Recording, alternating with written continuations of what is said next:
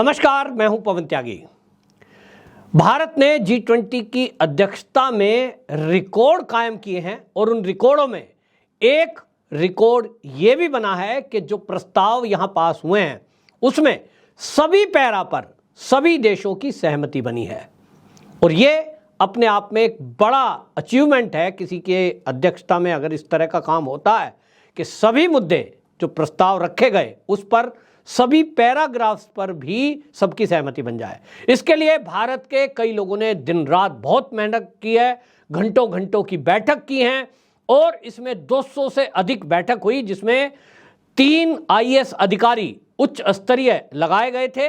अब इसमें जब सफलता हो गई है तो जो चीन इस G20 सम्मेलन को लेकर अड़ंगा अटकाने की कोशिश कर रहा था, जिस तरह से शी जिनपिंग जो राष्ट्रपति हैं उन्होंने ना आने की बात करके एक नेगेटिव माहौल बनाने की कोशिश की, जिस बात को लेकर भारत के कुछ राजनीतिक दल जिसमें कांग्रेस और वामपंथी तो ऐसा ताली बजा रहे थे जैसे कि चीन नहीं आया तो पता नहीं क्या होगा, चीन नहीं आया तो G20 सम्मेलन का कोई मतलब ही नहीं है, चीन नहीं आया तो अब तो ये सम्मेलन फ्लॉप हो गया, चीन नहीं आने से इस सम्मेलन का मतलब ही क्या, इस तरह की बातें कर रहे थे।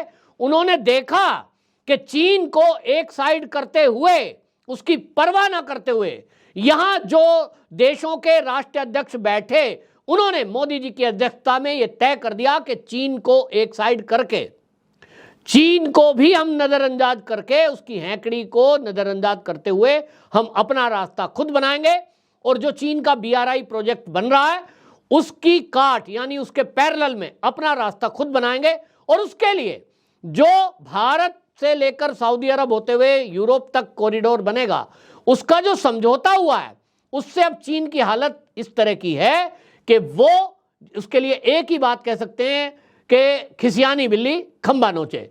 अब चीन के लोग जो है उसका ग्लोबल टाइम और बाकी विदेश मंत्रालय की प्रवक्ता वो अब मोदी जी के इसकी तारीफ कर रही हैं और कह रहे हैं कि G20 सम्मेलन जो भारत में हुआ उसकी मेजबानी मोदी सरकार ने बहुत अच्छी की, उसमें बहुत अच्छे अरेंजमेंट थे और कहते हैं कि जो प्रस्ताव पास किए गए वो प्रस्ताव भी चीन के हित में भी है, उसमें चीन का भी हित समाया हुआ है क्योंकि व्यापार को लेकर वहां बातचीत हुई और जब व्यापार बढ़ेगा तो चीन का भी व्यापार बढ़ेगा। ठीक बात है, लेकिन अब ये ऐसा है चीन का बयान जैसे कि कोई बहुत कहीं पिटाई हो जाए किसी की या गिर जाए नीचे और फिर वो उठ के एकदम कपड़े झाड़ लेता है ना, नहीं नहीं मुझे कुछ नहीं हुआ, मैं कोई गिरा थोड़ी हूं, चोट थोड़ी लगी है। कई बार आप देखते हैं ना इस तरह का शैतान बच्चा अगर शैतानी करते हुए गिर जाए और उसको चोट भी लग जाए और माँ बाप कोई पूछे हाँ भाई क्या कर रहा, कहाँ आवाज आई गिरने की, नहीं मम्मी कुछ नहीं हुआ, मुझे चोट ही नहीं लगी, मैं तो ठीक हूं। वैसा चीन की हालत है। पहले शैतानी कर रहा था, सोच रहा था भारत को दबा लूंगा तो भाई मैं नहीं आ रहा हूं, मैं आऊंगा तो मेरे हिसाब से बात करोगे, क्या करना है तो भाई रूस नहीं आएगा, फलाना नहीं आएगा, अमेरिका से बात नहीं होगी। मोदी जी ने कहा ठीक है ये तो अपने ही हाथ की बात है, भाई मोदी जी की मित्रता है रूस के राष्ट्रपति से और मित्रता किस लेवल की आप सोचिए कि एक फोन पे यूक्रेन और रूस का युद्ध चल रहा है और युद्ध रुकवा दें, ऐसी दोस्ती। एक फोन हुआ युद्ध रुक गया भाई, 2 घंटे इंडिया के छात्र निकल रहे हैं, कोई गोला गोली नहीं चलेगा, ऐसी दोस्ती। तो उन्होंने कहा ठीक है आप अपने जो प्रधानमंत्री को, विदेश मंत्री को भेज दो, रक्षा मंत्री को भेज दो, रक्षा मंत्री आ जाएगा, उससे भी हम समझौता कर ही लेंगे, हमें तो रक्षों के समझौते करने हैं। तो अगर ठीक है आप विवाद से दूर रहने के लिए, हमारी तो दोस्ती, और इसलिए वो काम ऐसा हो गया कि चीन को पटकनी देनी थी और भारत की कूटनीति थी क्योंकि चीन जिस तरह की हैंकड़ी दिखा रहा है उसका जवाब भारत के पास जब तक नहीं है जब तक महाशक्तियां भारत के साथ ना खड़ी हो। और अब ये हुआ है तो इसके बाद चीन की भाषा बदल गई। चीन के विदेश मंत्री, आपको बताएं विदेश मंत्रालय की प्रवक्ता माओ निंग, वो क्या कहती हैं, वो कहती हैं कि यह अंतर्राष्ट्रीय आर्थिक सहयोग का प्रमुख मंच है, G20 के बारे में बोला और बोल रहे हैं जिसमें सभी ग्रुप देशों को लाभ होगा। खुशी की बात है कि चीन को भी इसमें चीन को भी फायदा होगा, चीन की भी भूमिका होगी। उन्होंने कहा सभी सदस्य देशों ने इस मंच के जरिए विकासशील देशों की चिंताओं को महत्व दिया है। ये विदेश मंत्रालय की प्रवक्ता है माओ निंग, इनका बयान आ गया है। ये वही है जो हैंकड़ी दिखा रहे थे, नहीं आएंगे तो क्या कह रहे थे और अब कह रहे हैं साहब हम तो संतुष्ट हैं। मेजबानी बेहतरीन हुई है। सबसे ज्यादा झटका चीन को लगा है, लेकिन उसके बाद सेकंड नंबर पर अगर कोई इस समय उस कंडीशन में है कि खिसियानी बिल्ली खंबा नोचे कि वो करे क्या, वो है कांग्रेस। शशि थरूर की बात सुनो, क्या कह रहे थे वो, बाद में तारीफ करने लगे, क्योंकि उनको लग गया कि आज की डेट में अगर तुम मोदी की बुराई करोगे, वो भारत सरकार की बुराई करोगे तो दुनिया जूते। क्योंकि हालत यह है कि आज दुनिया ये देख रही है, जो भारतीय हैं, भारत के नागरिक है, वो ये देख रहे हैं कि मोदी जी के नेतृत्व में भारत किस तरह से आगे बढ़ रहा है, भारत का मान आगे बढ़ रहा है। आज अमेरिका जैसी महाशक्ति के राष्ट्रपति यदि भारत में आते हैं तो उनका हवाई जहाज उतरता है एयरपोर्ट पर और सीधे मोदी जी से मीटिंग करने के लिए जाते हैं, हाथ पकड़ करके घंटों टहलते हैं। जिस तरह की केमिस्ट्री दिखाई दी उसके बाद अब ये कांग्रेसियों के पास जगह नहीं है, तो पानी भर गया था सड़क पे जी, कुत्तों को पकड़ के गाड़ी ले गई थी जी, झुग्गी झोपड़ी को आपने क्यों ढक दिया था जी, वैसा वैसा कारण ढूंढ रहे हैं जिनका कोई लेना देना नहीं है। आप G20 सम्मेलन में तब कोई कारण विपक्ष का ढूंढ के बताए कि साहब यहां जो देश आए, मोदी जी ने जो बात रखी वो तो कुछ हुआ ही नहीं। भाई कोई यहां निर्णय तो हुए ही नहीं, प्रस्ताव रखे गए, प्रस्ताव तो कोई पास हुआ ही नहीं, सबकी सहमति बनी ही नहीं। इस तरह की अगर विफलता होती तो ये कांग्रेस सोचिए मोदी जी का क्या हाल कर रही होती।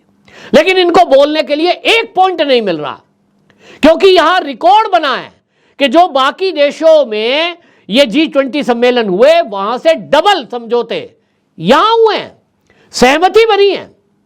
तो क्या बोले, तो अब बिल्ली, कुत्ता, झुग्गी, पानी, बरसात का, अरे भैया मैं लिख रहा हूं कि मुझे ये बताएं, राहुल गांधी पानी को लिख रहे हैं, कांग्रेसी उसको ट्वीट कर रहे हैं, देखिए भारत मंडप के पास पानी भर गया, करोड़ों रुपए सुहागे। अरे भैया बारिश पड़ेगी और बारिश घंटों पड़ेगी, तो क्या कोई दुनिया में ऐसी जगह है कि जहां बारिश पड़ी हो और वो सड़क के बजाय, जमीन के बजाय आसमान में पानी रह जाए? जमीन पे ही गिरेगा ना, और जब गिरेगा, लगातार गिरेगा, तो कोई ऐसी व्यवस्था नहीं है कि आप कितने भी बड़े गड्ढे कर लो, ऐसा तो हो नहीं सकता भाई। इतने बड़े बड़े गड्ढे सड़क में कर देते मोदी जी, भारत मंडपम है भाई, बारिश अगर आ गई तो ये इतना बड़ा गड्ढा करो ताकि पानी सीधा इसमें जाए, 1 मिनट भी रुकना नहीं चाहिए। और जिधर का वो पानी का दृश्य दिखा रहे हैं वो फ्रंट नहीं है, वो फ्रंट नहीं था जहां पानी भरा, जहां से सभी नेताओं को भारत मंडपम में अंदर जाना है। वो साइड का बना हुआ एक मीडिया सेंटर का उन्होंने एंट्री गेट था, उधर का पानी का दृश्य दिखाते हुए कैसे खुश कांग्रेसी हो रहे, जैसे ऐसा होता ना किसी के घर में काम खराब हो जाए दुश्मन के, और देखते हैं ताली बजाते, ओहो भारत जीत गया, पाकिस्तान हार गया। ये कांग्रेसियों को शर्म नहीं आ रही, ये वामपंथियों को शर्म नहीं आ रही, ताली बजा रहे हैं। ट्वीट मतलब वही है, भर गया पानी, भर गया पानी, मिल गई कमी, मिल गई कमी, ओहो कुत्ते पकड़ते हुए गाड़ी, ये देखिए कुत्ते पकड़े। अरे भैया कुत्ते पकड़े जा रहे, कांग्रेसी को थोड़ी पकड़ा किसी ने कोई पकड़ के कांग्रेसियों को बंद कर दिया हो जेल में कि भैया ये हल्ला करेंगे पहले इन्हें जेल में डाल दो। कोई ये तानाशाह थोड़ी है, ये कोई इंदिरा गांधी का शासन थोड़ी है। विपक्ष को बोलने ही ना दो, मीडिया को मौन कर दो, जेल में डाल दो। ये मोदी सरकार है भाई, सबको बोलने की आजादी है, लेकिन आप क्या बोल रहे हैं ये तो देख लो, पूरे देश का मूड क्या है ये तो देख लो। तो आज कांग्रेस की हालत चीन के बाद यह है कि उनको समझ नहीं आ रहा, जब चीन ने तारीफ कर दी मोदी की, मोदी के काम की, मोदी के प्रस्ताव की, G20 सम्मेलन की, चीन तारीफ कर रहा है। और तब तारीफ कर रहा है जब सबसे ज्यादा झटका यदि इस G20 सम्मेलन में मोदी जी ने किसी को दिया है तो वो चीन है, क्योंकि चीन BRI कॉरिडोर के जरिए एक छत्र शासन करना चाह रहा था दुनिया के कई देशों पर कि भाई मेरा ही सामान जाए, ये कॉरिडोर बना दूं, मेरा ही सामान सब जगह जाएगा। ऐसा फटका लगाया है ना मोदी जी ने कि उसका नतीजा आपको, मेरी बात आज लिख लो, मेरी एक्सपर्टों से बात हुई है, वो कहते हैं कि अभी सितंबर चल रहा है, दिसंबर 2023 आने दीजिए, चीन आपको कंगाल होता, बर्बाद होता दिखाई देगा, क्योंकि ऑर्डर कोई देगा नहीं। ये जो कॉरिडोर है जिसका समझौता किया गया है BRI कॉरिडोर के पैरेलल में, मोदी जी ने India middle east Europe economic corridor IMEEC, ये जो India middle east Europe economic corridor है, ये चीन को बहुत बड़ा झटका है। और चीन अब गया इस कॉरिडोर के बनने से पैरेलल में जब अर्थव्यवस्था चलेगी, एक रास्ता पैरेलल में होगा, तो समझिए एक मार्केट में केवल एक ही सड़क जा रही है और उस पे तो जब ब्लॉकेज कर दो तब मर्जी कर दो, और माल लाओ ना लाओ, अगर आप एक ही कंपनी के भरोसे रहोगे। अब दूसरा रास्ता भी है, चीन से लेंगे, हमारी मर्जी है, बढ़िया सामान देगा, सस्ता देगा तो चीन से लेंगे, नहीं देगा तो इंडिया से लेंगे। अब भारत जो है इसके लिए अपने को तैयार कर रहा है कि चीन से अच्छी गुणवत्ता, सस्ता दाम हम देंगे, जिसको चाहिए लो। तो भाई सब लेंगे और ले रहे हैं, तो इसलिए लेबर कहां से आएगी? चीन जितनी सस्ती लेबर अगर कहीं है चीन के बाद, वो है भारत में। तो आप सोचिए ये कॉरिडोर बनेगा, और ये कॉरिडोर आपको बता दूं भारत से चलेगा सऊदी अरब होते हुए, तुर्की होते हुए, तुर्किया होते हुए यूरोप तक जाएगा। 4000 किलोमीटर की तो रोड ही रोड एक बनेगी, जो वहां अरब से बनेगी तुर्की तक। अब आप सोचिए रेल लाइन है, रोड है, अब रोड बनेगी तो भाई लेबर कहां से जाएगी? लेबर जाएगी भारत से, इंजीनियर जाएंगे भारत के, व्यापारी व्यापार करेंगे भारत के, और नौकरी करने की भी लिए चाहिए, रोजगार मिलेगा भारत को। भारत के किसानों को जो आप बताइए, जो एथेनॉल मिलाने के लिए गन्ने की फसल है, मक्का की फसल है, उगाइए, अब उसके दाम मिलेंगे, क्योंकि अब उसके जो अवयव हैं उससे अब बायो पेट्रोल बनाया जाएगा। अब आप सोचिए किसानों को, अभी तक गन्ने की एक फसल और एक गेहूं की, मक्का कहीं कहीं होती है मध्य प्रदेश वगैरह में, लेकिन अब हमारे उत्तर प्रदेश के किसान भी मक्का पैदा करें, खूब पैदा करें, तो उसको खरीदने वाले अब हैं। आप तैयार करिए, उससे पेट्रोल बनेगा, और क्या क्या चीज बन सकती है, ये सारी प्लानिंग मोदी ने की है। और अब इसलिए सबसे ज्यादा झटका इसको चीन को लगा है, और चीन को जो ये लगा है, इसके लिए एक और बता दूं, लोग कह रहे हैं कि एक कॉरिडोर बनेगा तो इसमें क्या खर्चा आएगा, कैसे करेगी मोदी जी, क्या करेंगे? तो बहुत दिमागदार मोदी जी हैं। आपको बता दूं, इसमें एक तो वैकल्पिक मार्ग हो गया, चीन का प्रभाव कम हो गया, चीन का मकड़जाल कम हो गया, और इसमें इन्वेस्टमेंट एक आइडिया जो प्रथम फेज में है, 600 अरब डॉलर, जी हां 600 अरब डॉलर का खर्चा आएगा। और दिमाग देखिए मोदी जी का, इन्होंने देश वालों को समझाया कि इसकी फंडिंग किसी भी सरकार को नहीं करनी है, ना तो इस पे भारत सरकार खर्च करेगी, ये जो कॉरिडोर बनने जा रहा है यूरोप भारत का, ना इस पे तुर्किया की सरकार खर्च करेगी, ना सऊदी की, ना अमेरिका की, मतलब जितने देशों में होके जा रहा है। कौन खर्च करेगा? इसकी फंडिंग करेगा ग्लोबल इंफ्रास्ट्रक्चर एंड इन्वेस्टमेंट। और ये जो ग्लोबल इंफ्रास्ट्रक्चर एंड इन्वेस्टमेंट है, ये पूरा खर्चा उठाएगा। ये हुई मजेदार बात मोदी जी का। आपने देखा होगा कई जगह पीपीपी मॉडल, ये क्या है कि उसमें प्राइवेट लोगों को एंट्री कराई, उनके हिसाब से कुछ उनको विज्ञापन, कुछ सुविधा दी, और डेवलपमेंट हो रहा है फटाफट। एयरपोर्ट हो गया, बाकी पोर्ट हो गया। अब ये कांग्रेसी तो इनको लगता है कि क्या करें, चीन को पटकनी मिल रही है, चीन को झटके मिल रहे हैं, चीन कंगाल होने जा रहा है, तो चीन इनसे बोलता होगा, जो भारत में कुछ नेता बैठे हैं चीन के पिट्ठू, वो कहता होगा यार कुछ करो, हल्ला करो, गुल्ला करो, कुछ करो, मैं गया, मैं बर्बाद हो गया, अब मैं कैसे चीन की सीमा में घुसूंगा, मेरे सैनिक कैसे रोटी खाएंगे? तो ये जो पिट्ठू यहां गद्दार भारत के बैठे हैं ना, जो चीन के पिट्ठू हैं, ये यहां हल्ला करते हैं, अडानी को दे दिया, अडानी को पोर्ट दे दिया, अडानी को मोदी ने एयरपोर्ट दे दिया। इनको लगता है यहां शोर मचाओ और मोदी को, अडानी को बदनाम करो, अंबानी को बदनाम करो, टाटा बिरला को बदनाम करो, और कहो मोदी जी ने लोन दे दिया, अरे बैंक लुट गए, बैंक बर्बाद हो गए। तो कुछ लोग तो मूर्ख ही हैं जो बुद्धि नहीं लगाएंगे, गूगल नहीं करेंगे, और सोच लेंगे हाँ ये राहुल गांधी बोल रहा है तो ठीक ही बोल रहा होगा, सोनिया माता कह रही हैं तो ठीक ही कह रही होंगी, लालू जी बोल रहे हैं तो ठीक ही बोल रहे होंगे। वो ये नहीं दिमाग लगाएंगे, ये चारा घोटाले में सजा याफ्ता व्यक्ति, जिसने नौकरी देने के नाम पर लोगों की जमीनें अपने नाम लिखा ली गरीबों की, वो सच बोल रहा है कि मोदी भ्रष्टाचार कर रहा है, जिसका 35 साल का इतिहास है कि कोई परिवार, कोई भाई, कोई भतीजा नहीं जिसको लालू समेत पूरा विपक्ष ये बता सके कि मोदी जी ने फायदा पहुंचाकर उसकी नौकरी लगवा दी या वो करोड़पति बन गया। एक भी ले आओ तो आरोप लगाओ। कौन सवाल उठा रहा है? सूरज को दिया दिखाओगे आप? यह सवाल है। और इसलिए ये झूठ बोल बोल कर राहुल गांधी विदेश तक पहुंचकर झूठ बोलता है, कांग्रेस के प्रवक्ता टीवी पर बैठकर झूठ बोलते हैं, अरे साहब मोदी जी ने इतना करोड़ इस पे खर्च कर दिया G20 पे, तो क्या जेब में रख लिया? सिद्ध करो। कोर्ट में तो जाएंगे, ये तो जाएंगे, ये हर केस को लेकर कोर्ट में जाते हैं। देखना अब कोई कांग्रेसी कल परसों को कोर्ट चला जाएगा, साहब इसमें फिजूल खर्ची कर दिया मोदी सरकार ने, दो हिसाब उलझाना है। इनको लगता है झूठ बोल बोलकर मोदी को बदनाम कर दो। कुछ अकल के कोल्हू जिनको कहूंगा, जिनकी अकल नहीं लगाते लोग और जो इनके गुलाम हैं कुछ पार्टियों के, वो बुद्धि नहीं लगाएंगे। वो कहेंगे राहुल गांधी बोल रहा है इसलिए करा ही होगा मोदी ने, लालू जी बोल रहा है करा ही होगा। वो सोचेंगे जो ये विपक्षी party Arvind Kejriwal press conference कर रहे हैं शायद ये सच ही बोल रहे होंगे, क्योंकि बहुत पढ़े लिखे हैं। अपना दिमाग लगाओ कि दुनिया क्या बोल रही है। मोदी जी की सरकार, मोदी जी का असर हो सकता है भारत के मीडिया पे हो, है नहीं, मान लो, लेकिन क्या ग्लोबल टाइम जो चीन का लिख रहा है वो भी मोदी जी ने खरीद लिया, जो अमेरिका के अखबार लिख रहे हैं वो भी मोदी जी ने खरीद लिए, इटली में जो प्रधानमंत्री बोल रही है वो भी मोदी जी ने खरीद लिए, ऋषि सोनक ब्रिटेन में जिन्होंने हमारे देश पे 200 साल राज किया वो भी मोदी जी ने वहां के अखबार टीवी चैनल खरीद लिए। क्या बात कर रहे हैं?